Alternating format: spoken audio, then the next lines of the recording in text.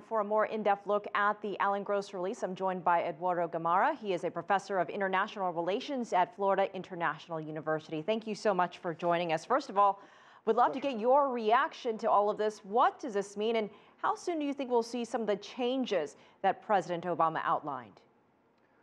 Well, I think that this is obviously, as your correspondents have said, this is an incredible moment in U.S.-Cuba relations, but also in U.S.-Latin American relations.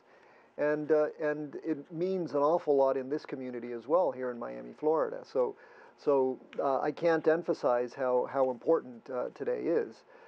Secondly, in terms of when we should expect change, I think there's a window, and that window is about a 2-week window before the new Congress is sworn in, and where Republican control over both houses begins to try to chip away at some of the initiatives that President Obama has taken, particularly, obviously, with respect to Cuba.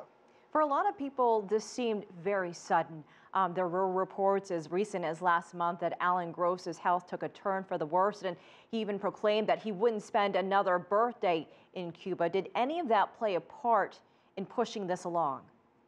Well, we now know, at least from some of the declarations from people who have seen him, including an American physician, that Mr. Gross's health was never really as bad as we had thought.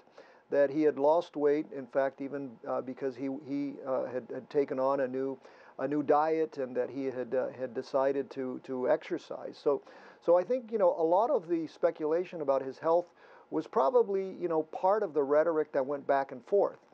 It is good to know that Mr. Gross was not as unhealthy as we had suspected. It's even better news that he's here in the United States. So I think in that sense, whether that contributed or not, I'm not so sure. I think other things contributed. The involvement of Pope Francis, for example, was crucial in this, as has been acknowledged by President Obama himself. The fact that other countries, especially the role of Canada, and other countries in the Americas. I think, it's a momentous change, and I think the U.S. has been looking at this change really as early as 2008. Let us not forget that President Obama, as part of his campaign promise in 2008, one of the key things in terms of U.S.-Latin American relations was the reestablishing relations with Cuba, or at least lifting the embargo. Eduardo, we have about 30 seconds left. What does this say about Raul Castro? Take us what maybe was happening behind the scenes between him and maybe his conversations with Fidel. Well, Cuba has undergone a transition, an important transition domestically. Its economy, as you know, depends largely on Venezuela. Its internal politics continues to be the same. I mean, it's still a repressive regime. It's still a dictatorship. But it is also, I think, seen that it cannot go forth into the future without conducting some important changes.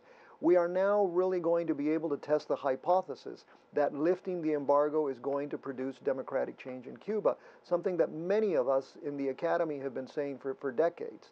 So I think what we should expect in Cuba, and this is really the key challenge for President Obama, but it is also for the Castros. All right, Eduardo. Eduardo, we are out of time. Thank you so much for your time and insight.